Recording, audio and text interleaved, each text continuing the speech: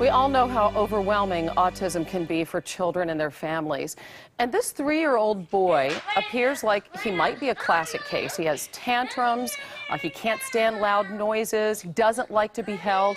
But Jacob Turner is actually overwhelmed by an even more common problem. It's called sensory processing disorder, or SPD.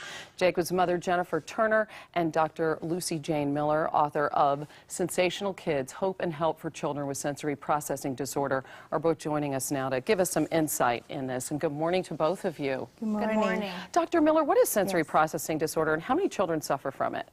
Sensory processing disorder is a difficulty perceiving sensation and then responding appropriately. Jennifer, tell us a little bit about your son, the kinds of things that you started to notice, and the temper tantrums like the one that we've seen in this video.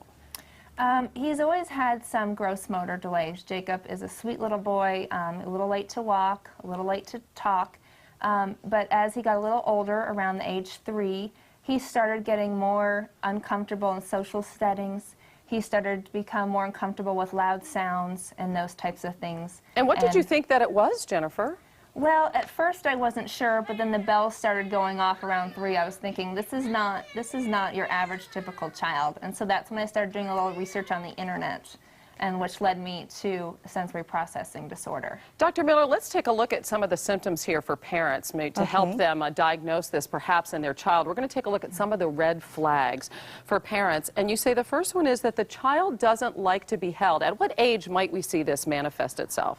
You could see this any age from infancy on up. So this is something that could actually get worse as a child gets older then? It might get worse if they're surrounded in a loud situation at preschool or something like that. You say that a child might be bothered by background noise also and unexpected sounds. What about unexpected touch? Would that also fall into that category? Absolutely, yes. And you say the child's mouth is bothered by food. So that is something sensory. Maybe you might think that your child's a picky eater, but there might be something more serious going on? That's exactly right. People say their children are fussy babies, picky eaters, or irritable and aggressive. In fact, some kids are actually taken out of preschool because they can't quote, behave well enough. But it's actually a sensory problem. And the good news is that this can be treated, right, Dr. Miller? That's correct. And Jennifer, I know that Jacob's been in treatment for a couple of months. How's he doing? He's doing wonderful. He has come so far. He is much happier, more confident, more comfortable with himself.